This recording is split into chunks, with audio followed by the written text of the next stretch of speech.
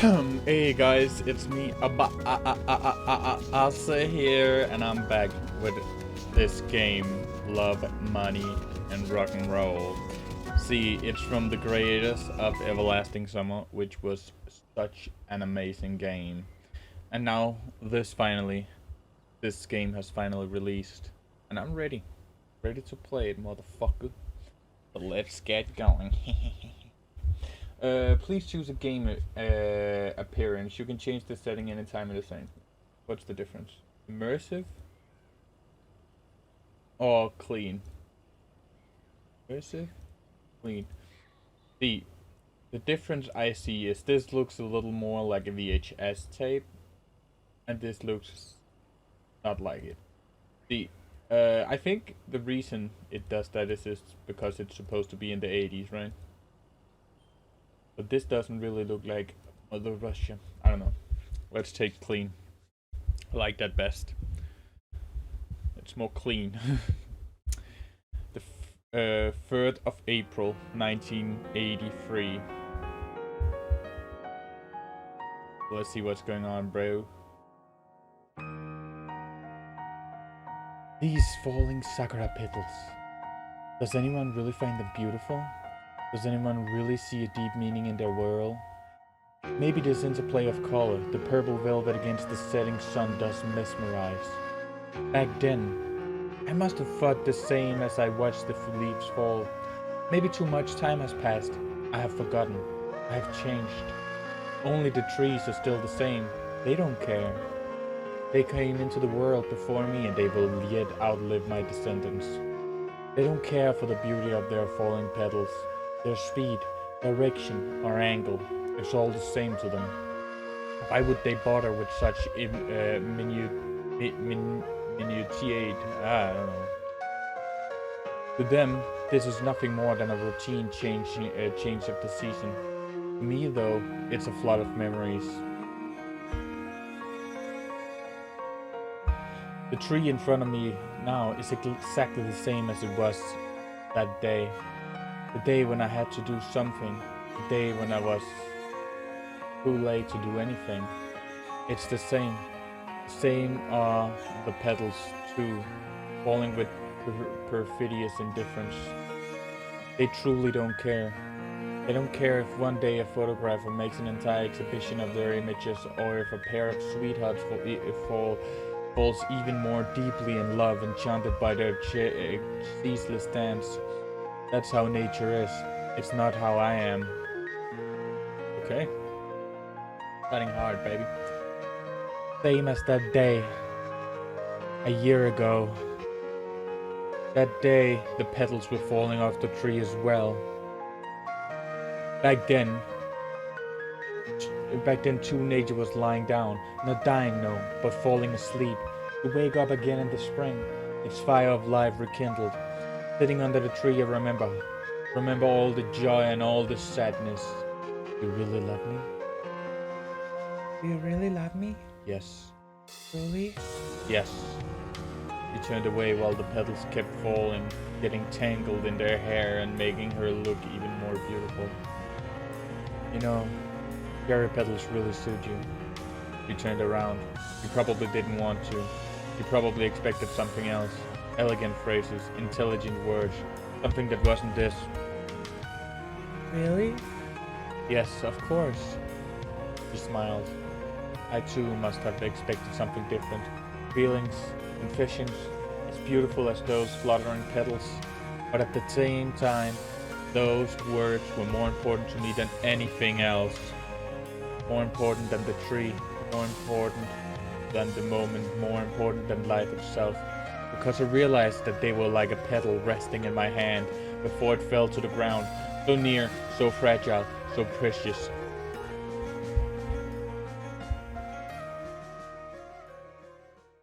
I've been waiting for this game since 2019, I think. Since I fucking finished Everlasting Summer and saw they had this game, and I'm fucking dying to play it. It's amazing. I played the demo back then, and it just got me even more hyped.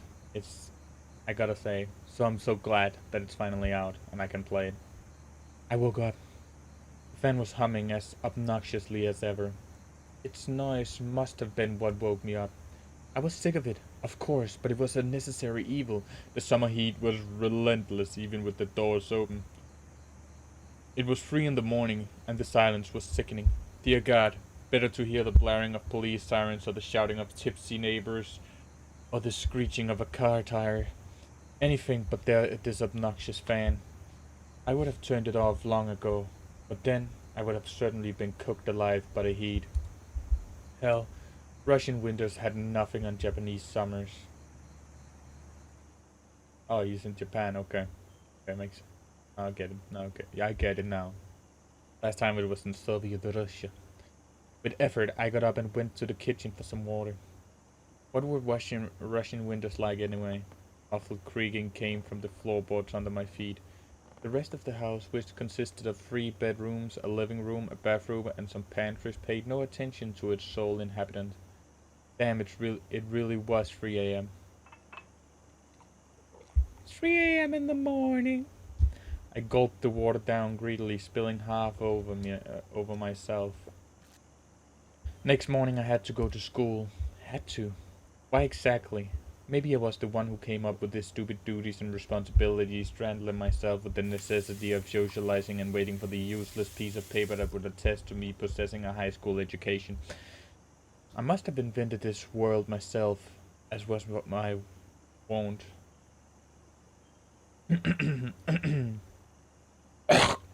Sorry, boys.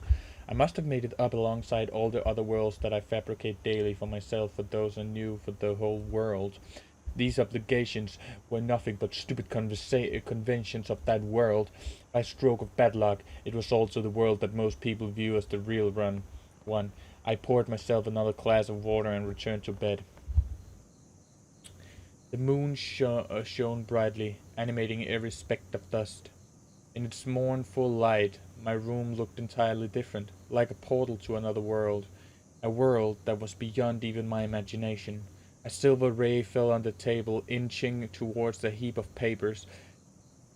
School papers, an unfinished love novel, letters from my mother, from friends in Russia, and I got up and put a particular scrap of paper into a drawer. Has it been a year since it arrived? Oh, why should it even bother me? Then again, why was it on my table? I should have tossed it long ago. I jumped up, took a step towards the table, and came to a halt. How could I? It's not as if I hadn't tried before, more than once. The phone rang loudly, very loudly. It was 3 in the morning. Who could possibly need to talk to me in this hour? To a dejected high schooler sunk in self-reflection, although I was used to it.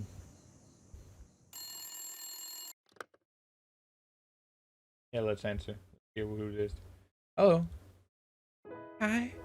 You're not asleep? As you can tell, I felt a strong desire to hang up and disconnect the phone. But stronger still, I wished that she could be here now, close by.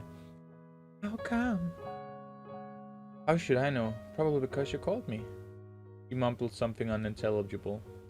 How are things in general? How should things be in general at 3 in the morning? I don't know. Great? Then they're great. Oh, quit it. Well, what do you want to hear? I just wanted to call. You thought it was okay to call at 3 a.m.? I saw the light come on in your kitchen, so I figured you were up. You're spying on me? No, I was just... The line went silent for a few seconds. He must have been trying to think of something that wouldn't sound too ridiculous. It's just that I couldn't sleep either. Why either?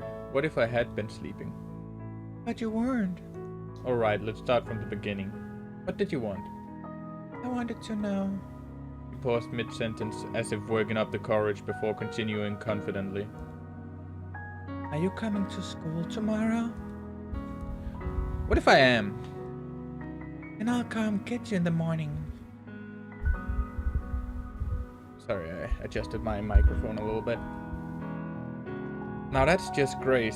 It's 3 in the morning and you're going to come by when? In 3 hours? But we won't be late. You know what? I think I'm going to pass. Hey, you can't keep missing school. At this rate, you won't be able to graduate, and then you won't be able to find a good job, and then... You got entirely tangled up in predictions of my future. Oh well, no biggie. It won't be a biggie. Leave the door unlocked in the morning. Oh. Wait, what? Oh, okay, I was right. You have your keys. What does it matter if I lock the door? Oh, right. See you in the morning then. See you. I didn't feel like arguing. What was the point anyway? She would come and wake me up regardless. It's what she did almost every day. Why did I ever give her keys? Well, that was a while back. It must have been about a year. Cherry petals were probably falling on that day as well. But to hell with them. I made sure to set my alarm so I'd be up before she came. Not that it mattered much, but this was getting old. What's more, I worried that I was getting too accustomed to it, seeing her familiar face every morning. Pendant even, which was something I absolutely couldn't allow to happen. So if she wanted to come in the morning, fine, but she wouldn't be waking me up again.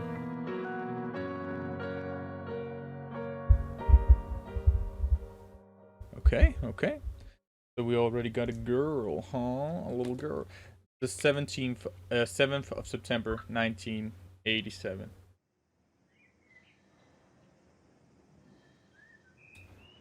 So is this 4 years later?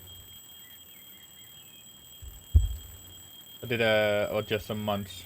I'm not sure. Wasn't it 1983 before? Maybe I just remembered wrong. I probably did.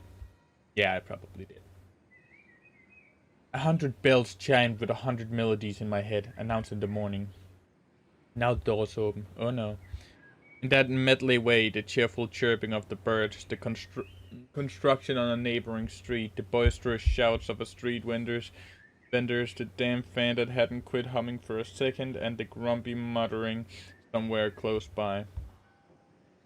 The fixed gaze of large green eyes, the pouting lips, and the two red braids all informed me that I had slept in.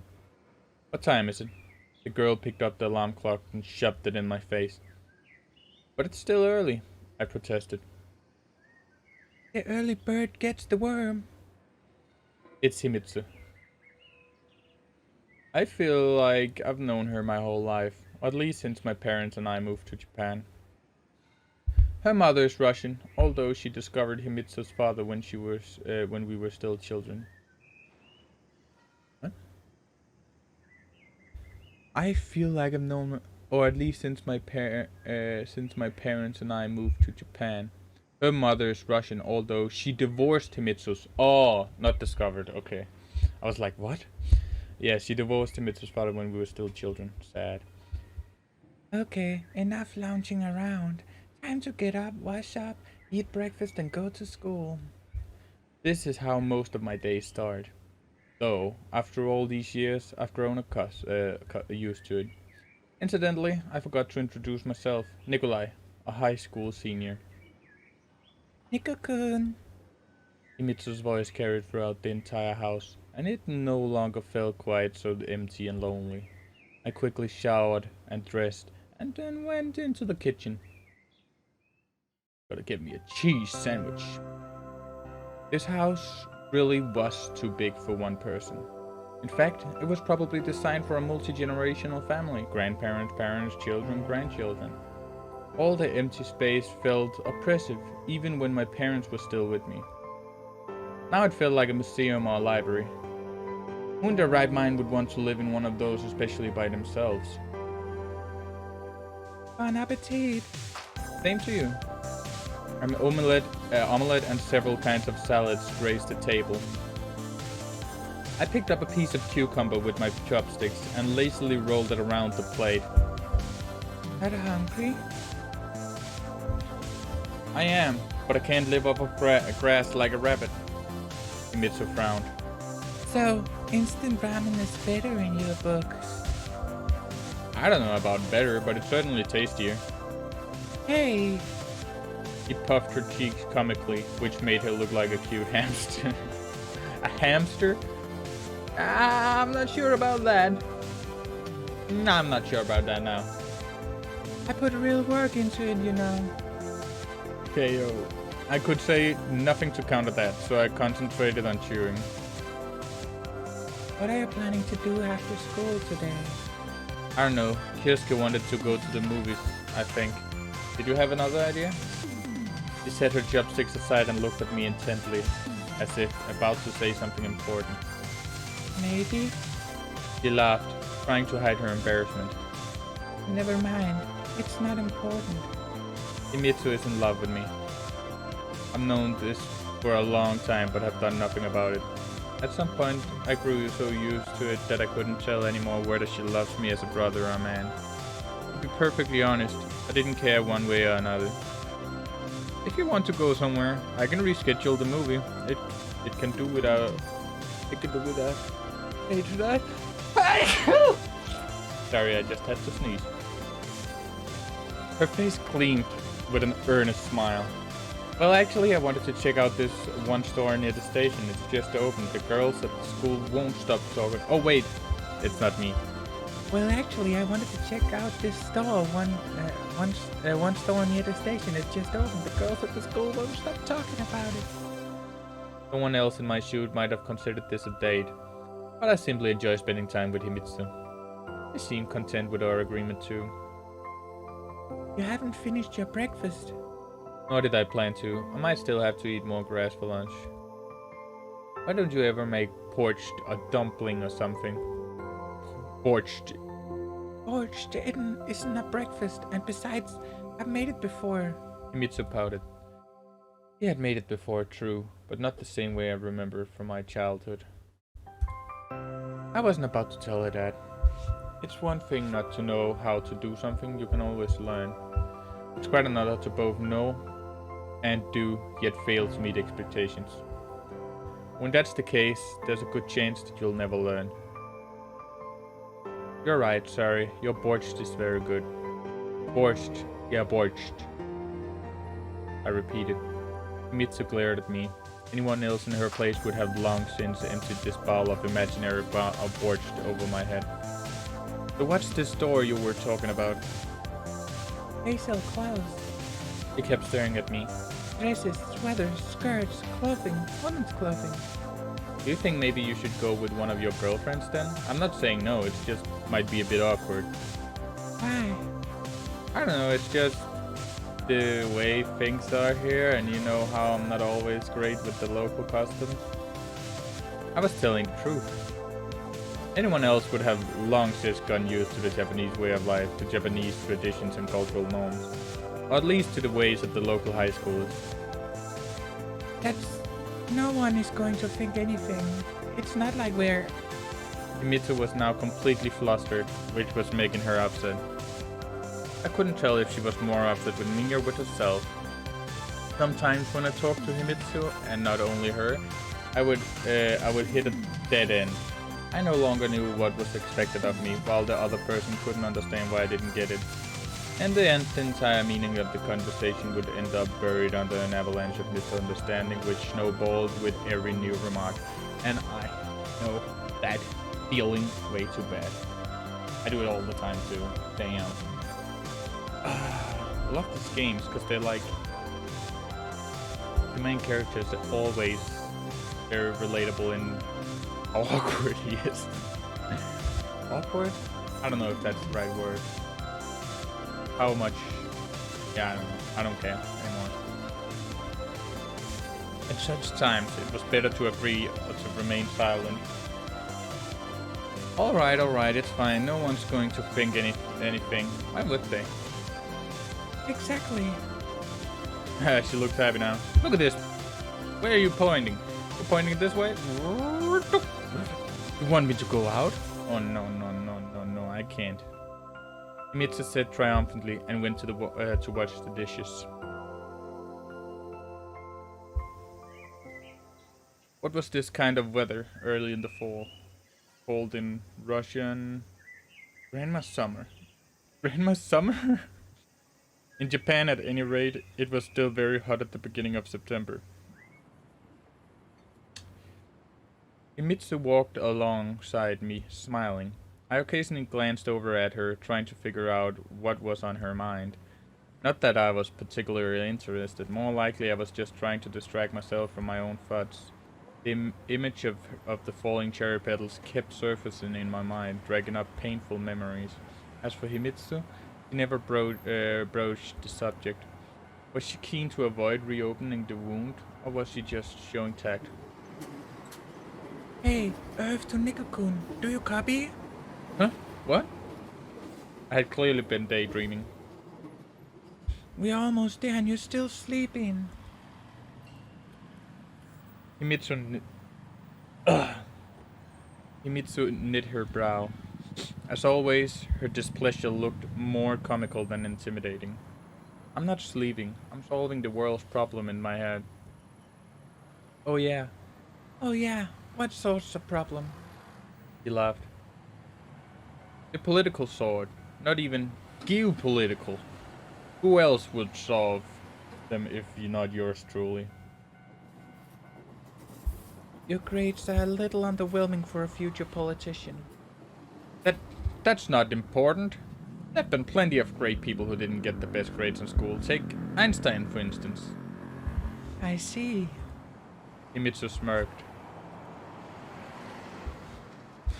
Okay, so Einstein... Yeah, okay, I guess. We would have probably kept chit-chatting like this if it weren't for a scuffle happening that moment at the school gate. Several people had surrounded the girl from a distance. We couldn't see who it was. Look, Said Himitsu, quietly, slowing down. I listened in. She probably wears the same skirt all year. She probably wears the same skirt all year. It must be a hand-me-down from my older sister. How does a bum like her even get admitted to our school? It's not a halfway house. Go work at the fish market. Careful now, you might catch something. Careful now, you might catch something from her. It's not like I was going to, with her. Hey, you're onto something. I bet that's how she spends her night, earning a little side cash. poor thing. Himitsu paused for a second. Isn't she in your class? I looked more closely. She did look familiar. I think so. Are you saying you don't even know who your classmates are? Of course I do. That's Naka Hitara Iwamura. I fixed my hair and looked triumphantly at Himitsu. He was not impressed. In fact, she's a class president. Himitsu was still looking at me reproachfully. Well, what? I've never spoken much with her, and anyway, this is the first time we're together in the same class, so it's only been 6 months. Meanwhile, the scuffle, if you could call it that, was picking up steam. The girl remained stubbornly silent, only dropping her head lower with every minute. This only continued to encourage the bullies. Come on. Who would pay money for someone like her? Except maybe 100 yen. The speaker made a show of opening his wallet stuffed with bills, pulling out a handful and waving them in front of Iwamura. This is really getting out of hand, I muttered under my breath. But the other students walked right on past, pretending not to notice anything. These damn traditions again, this isn't right. Nikokun, don't. Let's just tell a teacher. Mitsu talked lightly at my sleeve. And what is the teacher going to do? Scold them? My, aren't you ashamed of yourselves? I was starting to get worked up. If I had to think about it, what business of mine was this? A fellow classmate? So what? I hadn't exchanged more than a couple of words with her before this day. Still, it was hard to watch one poor girl getting picked apart by an entire pack. Let's fucking intervene. Stop that. Why would I stay on the sidelines? What if Himitsu were in her place? After all, we weren't exactly the richest kids at the school either. Sorry. Himitsu only smiled slightly in response. Hey! I yelled and headed confidently in their direction. Leave her alone. At first, they just looked at me in surprise. Bamura, on the other hand, kept staring at the ground and didn't react at all. And who would you be? What do you care? look at that hair. I love that.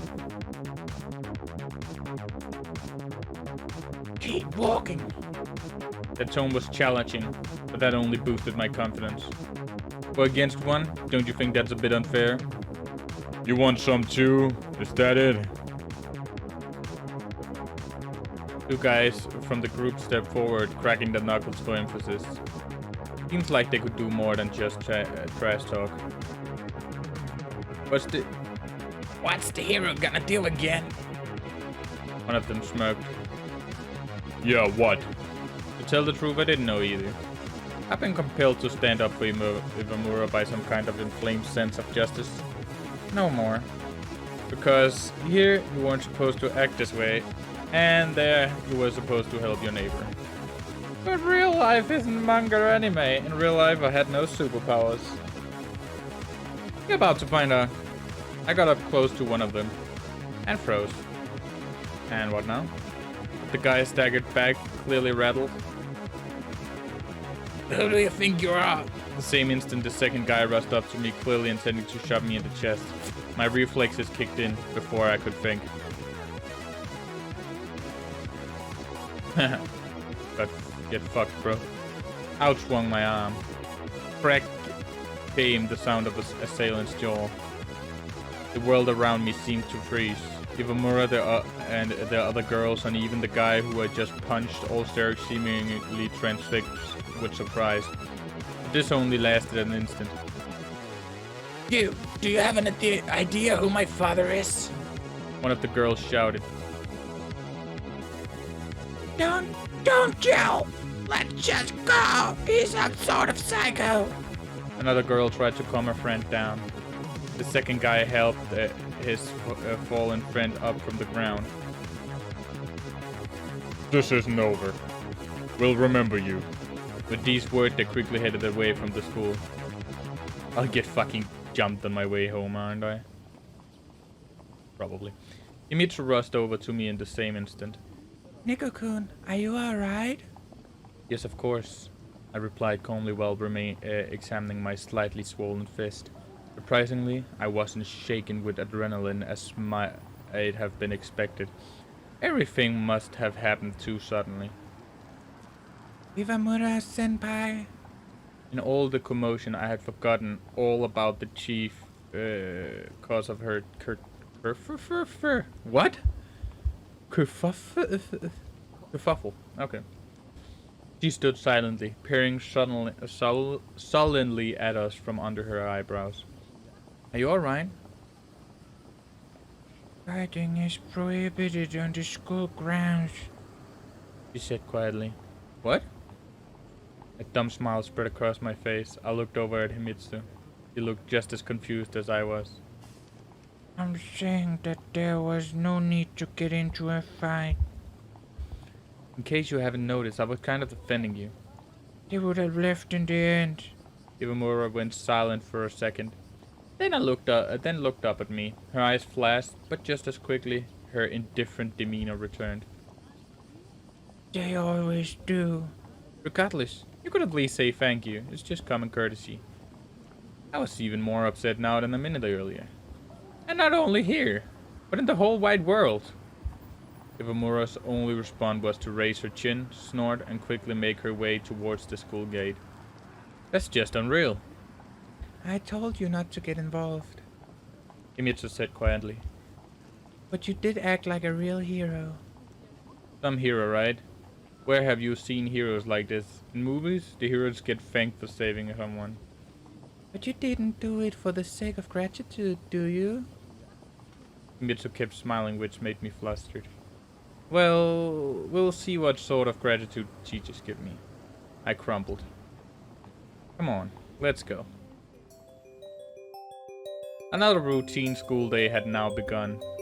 I couldn't remember my Russian school at all, even though I'd attended for an entire 6 months. 6 months in Russian school? Wow, that's a long time. I can't imagine how I couldn't remember.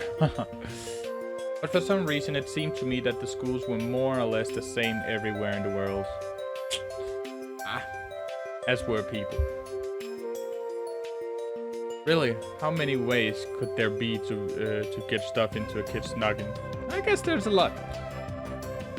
If Marconi and Popov could, independently of each other, invent the radio, why wouldn't identical best practices emerge in education at opposite ends of the earth? A shout from the teacher snapped me out of these thoughts. Whatever school was like in Russia, school where here was pretty strict. There was a reason, after all, why this was one of the best schools in the country. My class consisted largely of the children of the rich and famous businessmen, politicians, showbiz stars. Sometimes I even felt out of place here. But then, even among this elite, there were people who were almost ordinary.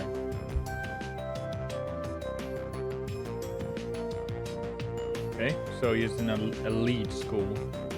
He gotta fight the political elite. I'm joking. Calm down. Yep, calm down. Sit down now. Yeah, sit down, I said. Okay, good, thank you. One such person, Kioske, came up to me during break. I had known Kioske since middle school. He came across as a down-to-earth guy with none of the attitude of the local privileged youth. Hey, Nick. Did you hear what happened this morning? I looked around the classroom and spotted one of the girls that had been harassing Ivamura. She gave me a mean look, but then quickly went back to what she had been doing. Whatever. No, what happened? I asked, even though I knew perfectly well what Kioske was referring to. This morning at the school gate, Kioske lowered his voice. there was a brawl. One word for it. Couldn't they think of a better one? Yeah, well, I'm aware. What do you mean? Did you? His eyes lit up. He leaned in towards me and then continued at a rapid-fire pace. Are you the guy? The one who punched Kurosaki from Class B? Somehow I neglected to ask his name. I answered proudly and immediately winced. There was nothing to be proud of here. Now everyone was going to gossip about what a dangerous bully I was. And no one was going to remember that I had actually saved that poor girl from harassment. Don't get the wrong idea, I was just defending. My eyes were scouring the classroom in search of Ivamura. I was defending, but she wasn't there. Was I really looking to her for proof of my heroic deed, for a confirmation that I wasn't just a troublemaker? Well, anyway, I was defending a girl. A girl? Who? Kioske squinted. I don't know who she is. Anyway, what's it matter? It was a natural reaction, you know. Anyone in my place. I looked up at Kioske. Any decent person would have done the same. Yeah, sure. Don't forget to introduce me to this mystery girl of yours. He seemed to want to add something, but at the moment, the school bell rang. I need to see what this does. Oh, that's what it does. He didn't need to know what that the girl was Ivamura. He had it pretty rough as it was. Then again, maybe part of the blame lay with her. The next lesson was contemporary Japanese. I've been in Japan for 10 years now and speak the language fluently, of course, but writing still gives me grief at times. When the break arrived, I rushed out of the classroom to avoid a continued conversation about the morning's incident. Kioske could be pushy and persistent, but he didn't entirely lack tact, so I was probably being too cautious. English was next. It came much more easily to me. I spent the better part of the lesson gazing out at the sports ground, where a soccer match was taking place. Soon my thoughts took me far from school to the day when the cherry petals were falling. Fall was here, and that meant that the trees would soon be shedding their foliage again. The color palette might be different this time, but would my feelings remain the same? A couple more weeks, a month at most, and I would know. The bell recalled me to reality, and my stomach started gurgling noisily. Didn't have breakfast today? Let's make a cafeteria run. You're always ready to chow down. Where there's a whole body, there's a whole mind. Whole lot of body, more like it. I was, however, really hungry and I didn't want to wait till lunch. Alright, let's go. The memory of Himitsu's healthy, balanced breakfast was still fresh in my mind. I wanted to eat something unhealthy but delicious. Sadly, food poisoning was not on the menu. The cafeteria, like everything else at the school, was first rate. I couldn't tell if the food here was on par with what they serve in the world's top restaurants, as I hadn't been to one. But on the whole, I had no complaints. Besides, the menu had plenty of European options. No borscht among them, of course. He just misses borscht, I get that. Udon, I can't. I am bad at reading. Sorry. Udon soba, I don't know. I can't see, I'm blind. We entered the cafeteria. Kyosuke was babbling on about some new magical girl anime. I wouldn't call myself a huge anime fan, but I watched them sometimes too. So, if you had to put my enthusiasm for them on a scale, as I was as far from Kyosuke as Tokyo is from Moscow. Okay. I guess. Suddenly, bam! Something jabbed my side. Not too hard, but enough to be felt. On top of that, I was doused with a liquid. Oh no. A blonde girl in Japan? You know she's out for trouble. A girl holding a tray popped up from behind. I was dripping with orange juice while she gazed in bewilderment at the fruit of her labor. Okay, you know what? I need to get me some of my orange juice too. Now that they're talking about it, I got thirsty. Ah, very nice. I like me liking. I was dripping with orange juice while she gazed in bewilderment at the fruit of her labor. Hey, careful! I was more frustrated than angry. She didn't react in any way. Instead, she just kept looking at me in surprise. Finally, she seems to come to her senses. You're the one who should watch where you're going. What? I was so taken aback. I smiled like an idiot and even retreated a step. Meanwhile, the girl scowled and glared at me. I said watch where you go instead of sleepwalking. You were actually the one who bumped into me. And why would I bump into you? I was lost for an answer. The girl was talking nonsense, but she was doing it so confidently that I couldn't help but question my own judgment. And why would I? How should I know? You're the one who bumped into me. Alright, you got me. It won't happen again. I snapped back and was prepared to leave. Wait, She said quietly. you're all wet. I looked myself over. Not the prettiest of pictures, to be sure. And what do you suggest? A joint trip to the shower? Me? How could you even think? The surprising confusion on her face gave way to indignation. Here was an insulted and humiliated victim. Am I the culprit? Naturally. Okay, just forget it. Everything's fine. Wait, Her tone changed faster than the weather in the tropics. here, take this. He handed me a handkerchief. I accepted it without an argument and was about to thank her when she snorted, turned on her heel and left to join her girlfriends at the far end of the cafeteria. What a strange girl. Nick, you. Started Kyosuke when I sat down at our table. He was flaring his nostrils and gasping like a fish out of water. Do you know who that was? Know who? That was Elisama. He looked probingly at me as though expecting me to exclaim, "Oh, Ellie-sama, you mean her?" Sama who? I inquired coolly. How can you not know? And you want people to believe you're a student here? I don't want that. It's what the paperwork says.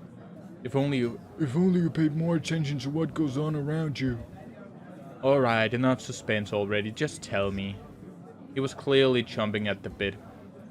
Kyosuke repositioned himself more confidently on his chair, assumed a serious look, and began.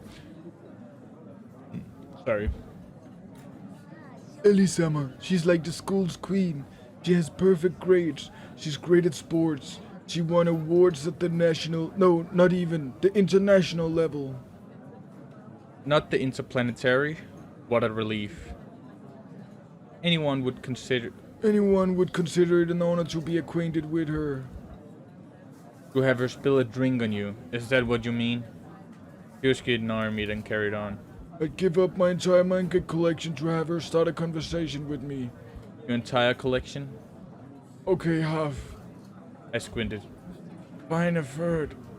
Alright, I get it. I should expect the police to show up at my door now and await my sentence stiff by glares, except, hold on a second, I'm completely innocent. You don't get it at all. Oh, motherfucker. Yusuke sighed. Then again, maybe you should expect the police after all. Her grandfather is the chairman of the school's board of directors. And what am I supposed to do now? Keep apologizing to her? She was the one who bumped into me and spilled juice all over me. He sighed again and returned to eating. I turned slowly and looked in the direction of the school queen. Judging by the lively conversation and laughter coming from her table, Elisama had already forgotten all about the incident with my lowly served self. The juice dried pretty quickly, leaving behind noticeable yellow stains on my white shirt. I didn't really care about my appearance, but the school had its standards and didn't take kindly to such sloppiness. So I had to change into a jersey and track jacket. Sad. After another uneventful lesson, it was time for the long break, also known as lunchtime. Had I agreed to meet Himitsu for lunch? I couldn't remember. I could just go for a stroll around the school, seeing as I'd eaten only an only an hour earlier. I think we promised her, so I think that we should join Himitsu for lunch. Maybe we did agree, and I had simply forgotten. I had no interest in listening to Kyosuke's chatter, nor in chewing on the stale rolls from the cafeteria. Well, you do what you like, but I have an arrangement with Himitsu. Okay. He drew out the words cryptically. All the classrooms in our school looked the same to me. Not just because they were, in fact, identical, but also because I didn't know a single person in them. But others knew me, so no one was surprised when a senior walked into a junior's classroom. Hey, I seem to remember that we planned to meet for lunch, just in case. We didn't exactly.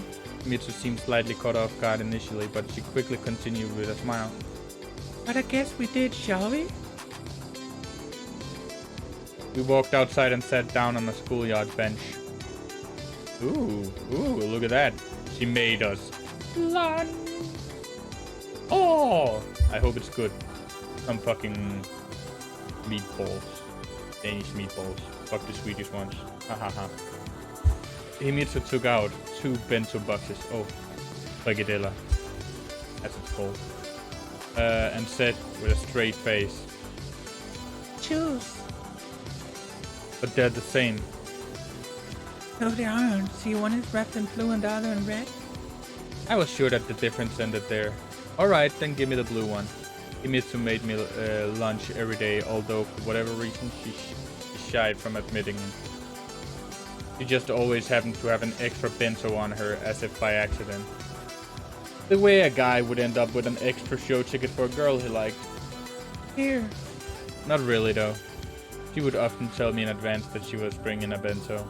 But at times like this, she still surprises me. So let's see what we've got here today. Oh, that looks delicious. Look at the little... Ooh. Nice. I unwrapped the box and opened it. Rice, tomatoes, tamagoyaki. Why is it blue? I thought it was like because I could click on it or something, and now I wanted to see, but no. And on my... What have we here? A meat patty now? Meat patty? Wow. And of course the mandatory grass. The whole thing was drowned in salad leaves. What's the problem? Look at that. That looks good. The salad's fine. What's the occasion? I picked up the patty with my chopsticks and held it to my face as if trying to ascertain its authenticity. Well, you didn't like the breakfast. No, but wait a second. Didn't you prepare this before breakfast? Of course not. She laughed. I just decided to switch things up a bit. I really shouldn't have been complaining about her cooking, especially considering that she did it all free of charge, selflessly, no strings attached, and without expecting anything in return, not even a thank you. My conscience was like a lump in my throat, preventing me from taking a bite, so I said, "Thank you, it's very good, and I'm sorry about this morning." I couldn't come up with a reasonable excuse even if I tried, so it was better to just apologize and leave it there. It's okay. I'm used to it. Mitsu laughed again. But now I felt even worse. I put my head down and focused on eating. I still feel bad for that girl. She sighed. Huh? What girl? Mitsu looked at me gravely. This morning at the gate. Oh, right. Preoccupied with my meal, I drifted off for a moment.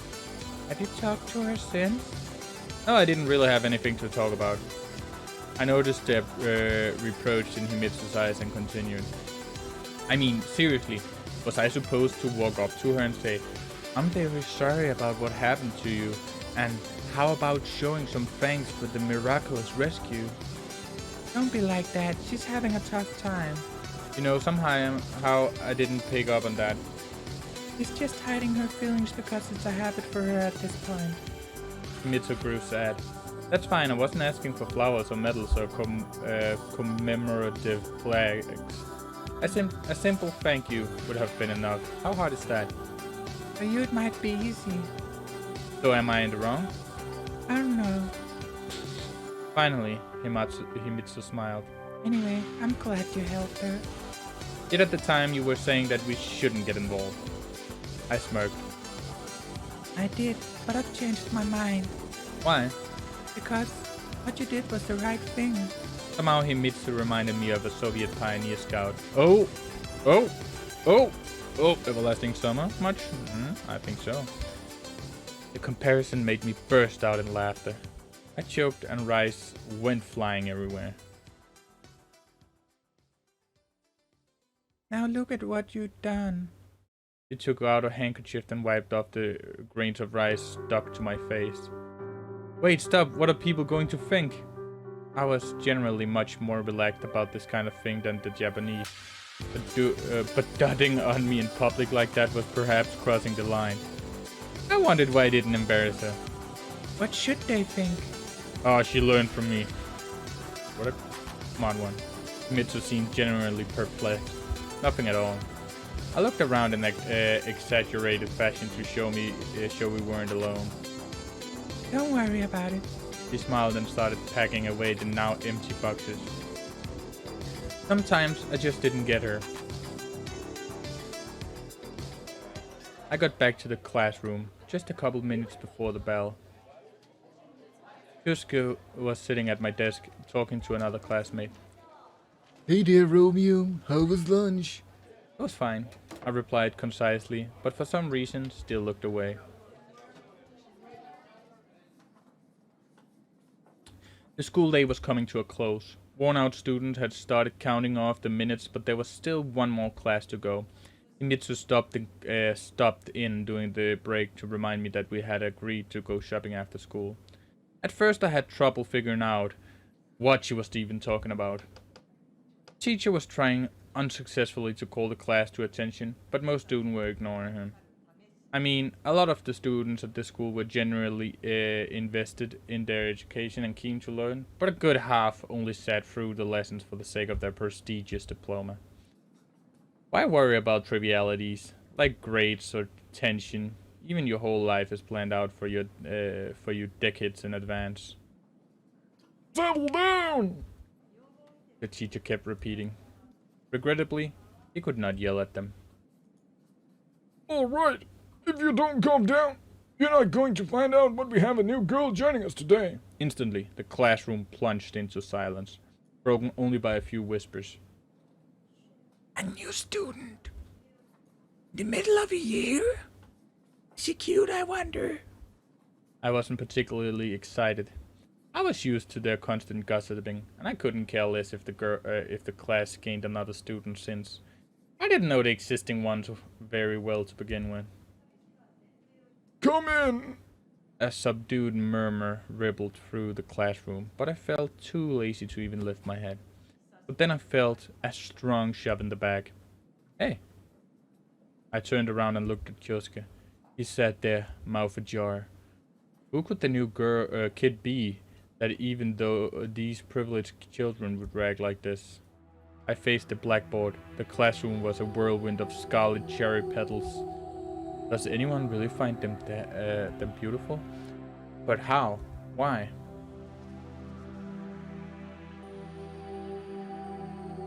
The girl from my visions. This visitor from the past was standing at just a few meters away from me. Well, go ahead and introduce yourself. My name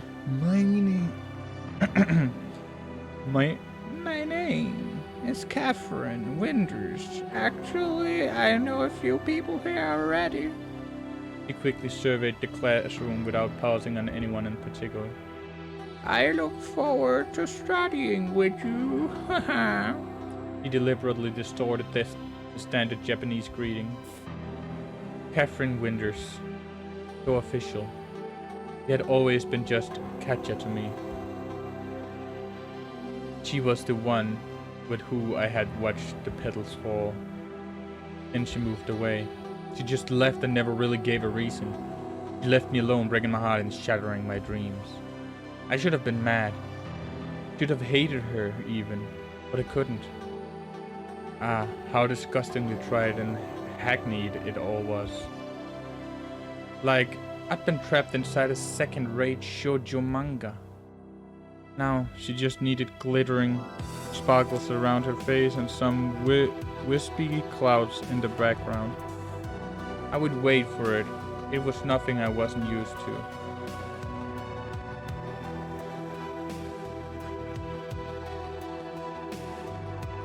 I rubbed my eyes and pinched myself hard. Nope, not a dream. Hey, Nick. Hey, Nick. Hey, Nick. Why is she back? Do you know something? Or have you said anything? Yusuke was prattling on annoyingly behind my back. My world had contracted into a dark tunnel with me at one end immersed in total darkness and her at the other bathed in light. Except that waiting for me at the other end was surely no paradise. Meanwhile, the teacher shoved Catherine to a desk. She walked past me without so much as a glance. I was at a loss for words. Was I supposed to jump in the middle of the lesson and scream, "What are you doing here?" My classmates' initial astonishment had faded away in the meantime. Many did, in fact, know Catherine. She had been a student at this school before. The rest probably just hadn't expected to see a foreigner after all. There weren't that many of them even at our school. I doubted they considered me a foreigner. That is, if they were aware of my existence at all. Yeah. You know that. I met Katja at the first year of high school. Somehow we ended up dating. She and I, rather incredible. My mother had been working in Japan for quite some time, same as my parents. Time passed and everything seemed to be going well. Then one day, Katja told me we could no longer be together. Something about her mother getting transferred. I could probably accept that story. I could forgive and forget. But didn't it hurt her even a little?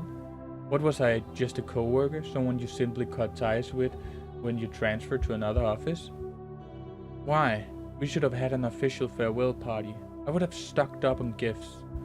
I'm sorry. Goodbye now. Cold, hollow, everyday words. And after all that, he was going to just show up in my class? Nice to meet you. I look forward to studying with you. Seriously? Was there not another school in all of goddamn Tokyo? I couldn't believe it. But still, somewhere deep inside, an ember of hope remained. What if she came back because of me? And that's the reason that she's here right now. Right. Hope springs eternal. I was watching the seconds go by slowly on the clock. Talk to her. I had to talk to her. The bell at last. I worked up the courage and... He floated right past me, heading for the door. I had been too slow, too indecisive. What did it matter now? Hey Nick, are you asleep or what? Kyosuke's words seemed to come from afar, as if from another world. But what was I going to say to her? Hi, long time no see, how are things? Anyway, why hadn't she approached me first? Was she scared? Shy? Nonsense. That wasn't like Katya at all. Then, she must not have wanted to talk. I knew her too well. Kyosuke was shaking me frantically and muttering something, but I was ignoring him. Nico-kun. A new voice. Nico-kun. Himitsu. I lifted my eyes and looked somewhere past her. After Nico-kun, do you read me? I snapped back to reality. Oh, the ghost rabbit. Yeah, what is it? You've forgotten again, haven't you? He was pouting comically. I knew you would, so I decided to come fetch you. What did she want with me? Fetch me? What for? Alright, we had some kind of plan. But what did that matter now? Catherine had left, and she was moving further away with each passing second. Maybe the distance between us now was far greater than all the miles of the Pacific Ocean. But I had no idea what I was going to say to her. I had long been secretly hoping to get over her, let go and move on with my life. And now this, regardless, I had to make a decision. If I was going to run after her, I had to get going. Oh my god, no. I feel... Fuck. I kind of want to see how it went, the old thing, right? But...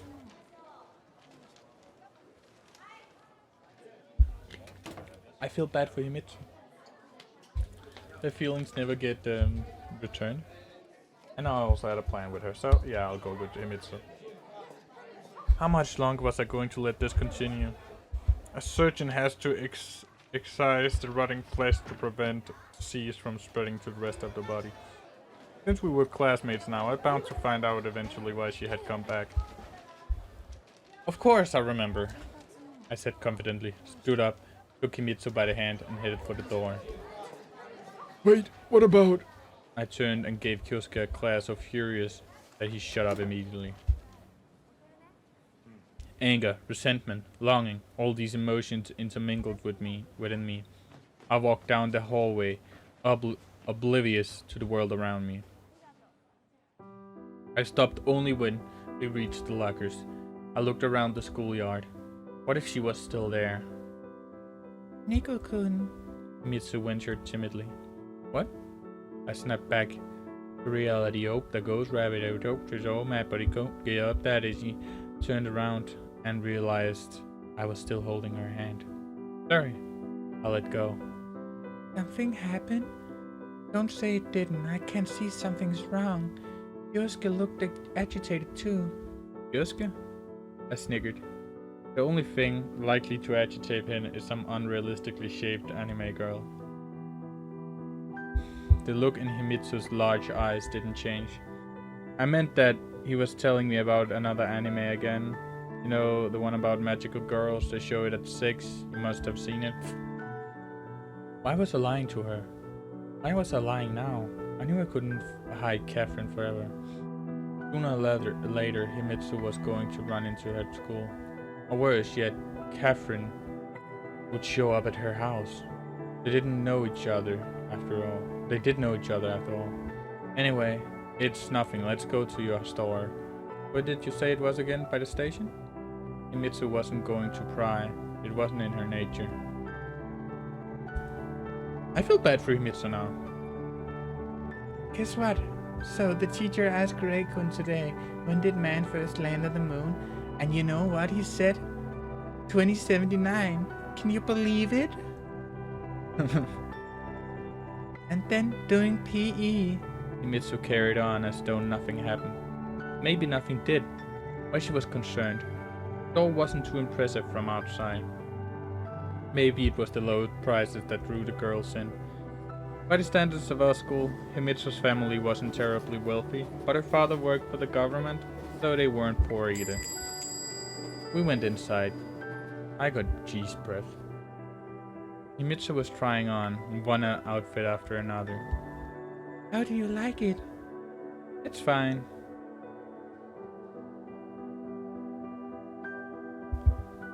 The reason I did that was maybe I'll get a thumbnail out of it. It depends, I'll look after. How about this one? I think this color will be in fashion this winter. It's fine. What do you think of this dress?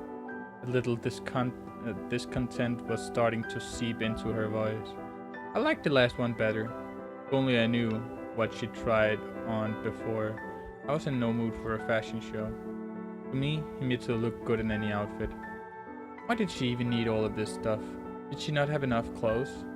Really? Why? I had known Himitsu for a long time, but I couldn't recall her ever being in a relationship. But she wasn't a child anymore. She was a beautiful young woman. It was high time for her to get a boyfriend. Hold it, I was feeling jealous. No, of course not. Anyway, if she had found somebody, I would have been the first to hear about it. I think what matters is that you like it. But I like a lot of them. I like this and this one, not so much. Himitsu was shuffling through the clothes. What had she done to deserve this treatment from me? Catherine is back, I said, trying to be casual. What? She seemed not to have grasped what I said. She showed up in class today, right before the last lesson. I guess we're going to be classmates now. Really? Himitsu became instantly miserable and dropped the dress she'd liked so much. I see you're not happy too. I'm happy. I just thought that she had moved away permanently. Well, that's what I thought too. And what is she planning to do now? What do you mean? I mean, Himitsu was hurriedly putting the clothes back in the rack. she's been gone so long. You're seniors already. You know, honestly, I hadn't asked her about her life plans. Hell, I hadn't even talked to her. What about you? Are you glad Nico-kun? He asked gently. I wouldn't call the situation straightforward, but what's there to be glad about? You know full well what happened last year. Yeah. But that's all in the past now. We'll see what happens. I'm sure she has her reasons. At least, I didn't have to keep lying to Himitsu. Sure, I hadn't told her everything. But what was the point of dumping all my worries on her? In the end, this was between me and Catherine. Are you not going to buy anything? He paused to think. No, everything's very expensive here, and I'm almost out of allowance for the month. But it's only the 7th, I exclaimed. Well, let me get you a present then. That white and yellow dress, it looked good on you.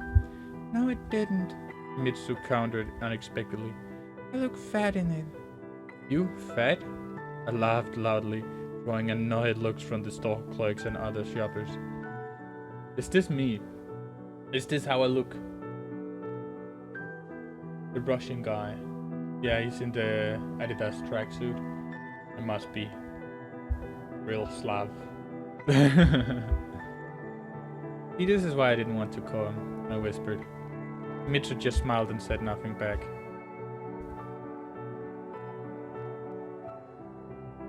We hardly talked on the way home. I felt awkward. Now would have been a great time to hear stories about Reiku and Saya-chan, who couldn't hit a volleyball over the net.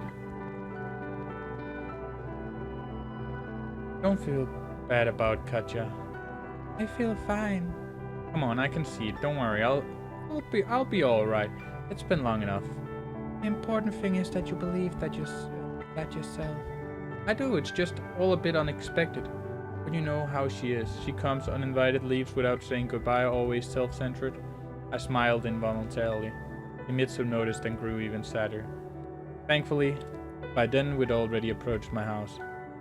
Well, I'll be off. See you tomorrow. See you. I wanted to say something else, but instead just watched as she walked through the gate. I spent the rest of the day trying futilely not to think about Catherine. If I continued like this, I was going to lose my mind. Every 5 minutes the phone rang. I didn't pick up because I knew it was Kyosuke. Who else would be calling me? When it came to that crazy otaku, I was lucky he wasn't pounding on my door. In the end, I unplugged the phone. What if it was Himitsu? Damn. I tried to keep myself distracted with TV and video games, but they got boring quickly. I even did some homework for a change, played the bass for a bit, and fixed myself a simple dinner. Needless to say, I would rather have eaten Himitsu's cooking. But she must have been busy. Not that Himitsu was under any obligation to make meals for me on a daily basis, but I was used to it. Thinking about it, I really realized that my habits had become an integral part of my life to the point where it started to take center stage in it. Catherine's reappearance was threatening to throw everything off balance. It was like I've grown senile and flabby in the past year and a half, to the point where I craved stability above all. But why did I need chaos in my life if nothing good was going to come of it anyway? Suddenly the doorbell rang. It was probably Himitsu, but at this hour? I slowly made my way towards the door, but halfway a thought struck me. Why would Himitsu need to use the bell? Then it had to be Kyosuke, although it was definitely late for him. The evening routine for my well-fed friend was anime followed by bed, but whatever. But there was nobody at the door at all. I looked around and walked outside, and then the street was empty. Stupid pranksters. Yet someone has definitely been here. As on the way back I discovered a note on the doorstep. The note read, Nikolai-san, be careful, you are in grave danger. Certain very powerful people linked to your father are after you. This is not a prank or a hoax. Yeah, sure. Next in order would be a busty magical girl in my live. Did that light just turn on? What a nice detail. A busty magical girl in my living room ready to obey my every command. Kyosuke, I shouted. This isn't funny. If I bring my dad into this. And then some light turned off. Okay. My parents, the incident. They fled the Soviet Union when I was 7. In Japan they worked as regular engineers at the Kobayashi Corporation. After they passed, I had the option of going back to... Going back to the USSR to live with my relatives, but I ended up staying since I'd lived in Japan for most of my life. My father's friends had helped take care of the legal formalities, while his bank account kept me from starving. Kyosuke, I called out less confidently this time. The only reply I got was from a neighbor who barked something about it being nighttime and my yelling. Well, maybe it wasn't Kyosuke. But then who? If the note was a joke, its author had failed to deliver the punchline. And what if there was a simpler explanation? What if it was for real? I twiddled the note between my fingers. It was an ordinary piece of notebook paper, carefully clipped. The words were Japanese, written in a steady hand, although the spelling left something to be desired. Why write by hand at all, I wondered. Wouldn't it have been simpler to type out the message? On a pinch, clip words from a newspaper and assemble the note that way, like in those easy crime shows. At least I could rule Kyosuke out. I could have recognized his handwriting. You are in grave danger, linked to your father. What if it was those punks? Just because their parents were loaded didn't mean they had A's in Japanese. Or maybe Ellie-sama's servant had decided to take revenge for the cafeteria incident. No, that was ridiculous. Ultimately, who would bother with a regular Japanese student? And why now of all times? Right on the heels of Catherine's return too. To be honest, I couldn't remember how Catherine's Japanese grades were. I couldn't remember her handwriting either, but I knew she'd spent considerably less time in Japan than I. Catherine had been a decent, but not straight A student, and after a year and a half without practice, at any rate, she was the prime suspect now. It didn't even occur to me to ask why. The motive had stopped making sense to me long ago. Either way, I had to try to find some answers at school tomorrow. But now, it was time for bed. I hadn't felt so worn out at the end of a day in a long time. But sleep wouldn't come. I kept tossing and turning and getting mad at myself for it. Meanwhile, the clock ticked past midnight. I flinched and perked up my ears. Perhaps I'd imagined it. Not again.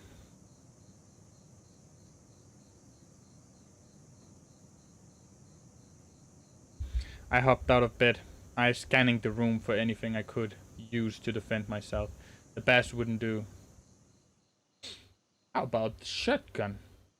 The semi-automatic pump shotgun. I don't know. I don't work here.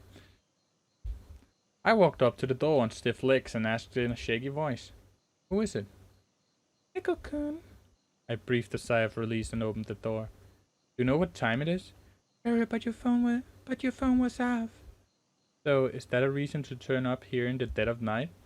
No, but I tried calling several times. I wanted to know if you were going to school tomorrow. You're so concerned about my attendance. You shouldn't wake me up in the middle of the night. I'm sorry. Suddenly I felt bad. Himitsu was just being herself while I was taking my problems out on her. He wasn't the one who had brought Catherine back or left a note. No, it's my fault. I should be apologizing. It's been an awful day. I mean, it's been a tough day, very busy, and I was already asleep. Trying to sleep at any rate. Okay, I'll be going then. Good night. I shut the door behind her and returned to bed. If today was tough, what would tomorrow be like?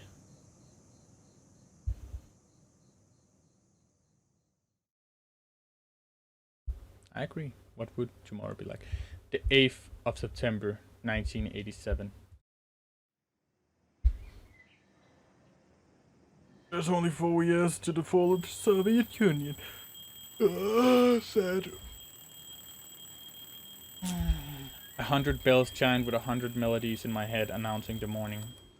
In that medley were the cheerful chirping of the birds, the construction on a neighboring street, the boisterous shouts of the street vendors, and the damn fan that hadn't quit humming for a second, and the grumpy muttering somewhere close by. Big gaze of large green eyes, the pouting lips, and the 2 red braids. Hold on. This had happened already before. You know what? I think this is it for this episode. It's actually been pretty nice. I'm looking forward to playing this some more. And I hope that you liked watching it too. So remember to like, subscribe, watch my other videos on the channel.